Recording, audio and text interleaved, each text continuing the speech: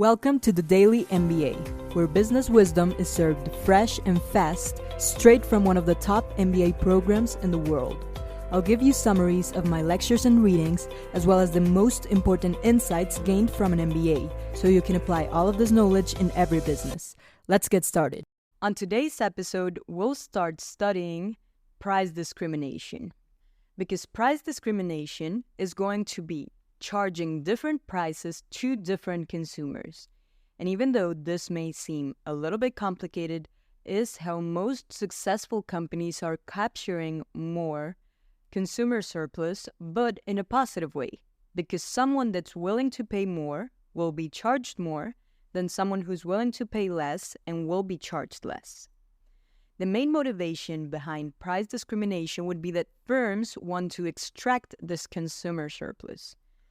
But not all of the firms can do this.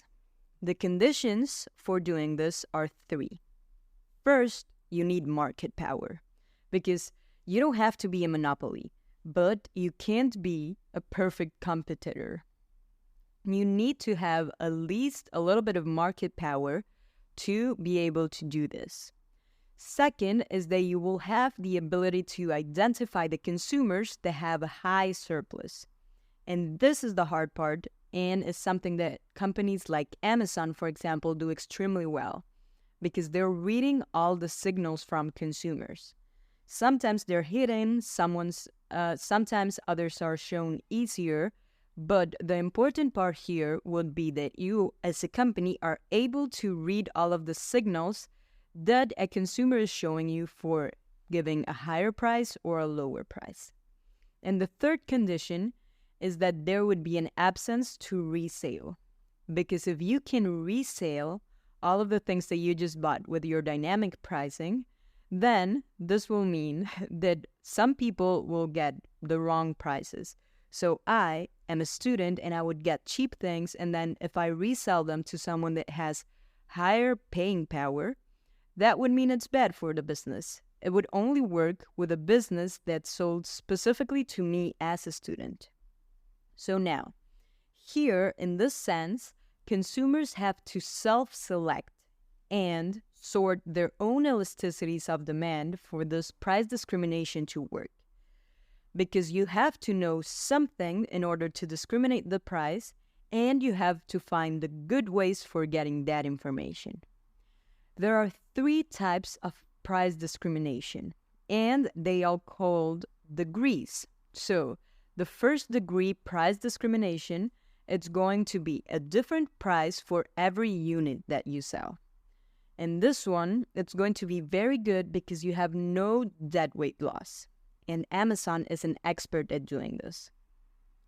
And this type of price discrimination, you'll see that the demand curve is equal to the marginal revenue, but not in the sense of a perfect competition market where it was a horizontal line. This one will be sloping down. And this will happen only because you are charging everybody a customized price. And you keep selling to any consumer that is willing to pay more than the marginal cost. This is going to be your stopping point. So again, as I was telling you in my previous episodes, you should always look for intersection between marginal costs and marginal revenue. But in this case, you can sell for all of those that are behind this intersection, because you'll adapt your price and you'll be able to sell to all of these persons that are previous to that intersection, generating lots of profits and also not creating a deadweight loss. The second degree price discrimination occurs when a company charges different prices for different quantities. And someone that does this really good is any type of supermarket that's offering you one juice for one price, but then two juices for just a little bit more. And this means that these quantity discounts are called bulk purchases. You want to give a discount to those persons that are willing to buy more quantity. And this will leave a little bit of consumer surplus still to the person, but you'll be able to make more profits. Because if someone is willing to pay a little bit more, you'll be willing to give them a little bit more as well. And so all of this quantity discounts that you're seeing in the supermarket are actually a way of price discrimination that is allowing the company to generate more profit, but it's also leaving a bit of consumer surplus because you are able to get more value by a little bit lower price. Lastly, we have the third-degree price discrimination. And this one consists of giving different prices in different markets. Usually it's going to be based on unique demographics or the subsets of a different consumer base, such as students or older adults. And this third type is called the group pricing, because you'll see that many companies are offering special pricing for students, let's say. And this will allow them to only price discriminate people that are more sensitive to these prices, same as with older students. Same as with location, for example. You might find different prices in different locations. So all of this is filtering demographically a group price. So for implementing price discrimination, you can use many techniques. But I'm going to talk about one popular one, and this is going to be a bit of a subscription plan. And the perfect example for this, it's Costco. In Costco, when you want to go there, you have to buy a membership fee, which is going to be fixed, and then you can buy a per unit price. So I pay my membership fee for Costco, and then I go and buy some cereal bars. The consumer is the one that's ultimately deciding how many units to consume. But the fee is the consumer surplus that was calculated in the membership price, and this will allow you to get more profit. This technique that I was just mentioning, it's called the two-part pricing. And for two-part pricing, you might see many examples. Another one might be golf clubs, for example, where you pay a membership fee, but then ultimately you can decide how many things to rent or what equipment to buy. And so the thing here is that you should consider that a big membership fee will give you usually a smaller per use fee. So companies are charging you a high fee price, but then they're giving you the discount. You're kind of compensating when you do this. And what this implies for the companies that they have to calculate what are the fixed costs and what is the consumer surplus. Now, let's look at another example that's called block pricing.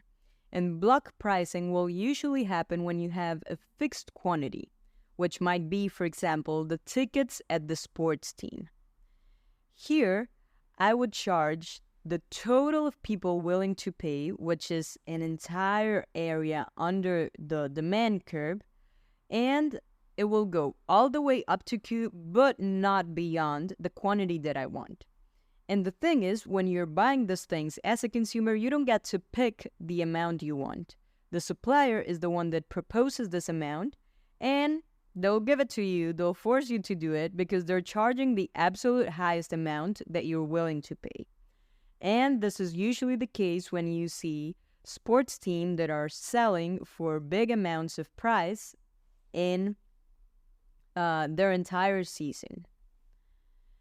Pricing is going to be a very relevant decision for many companies nowadays because it will allow them to generate more profits. You can decide to do block pricing, two-part pricing, or any of the first degree, second degree, and third degree discriminations.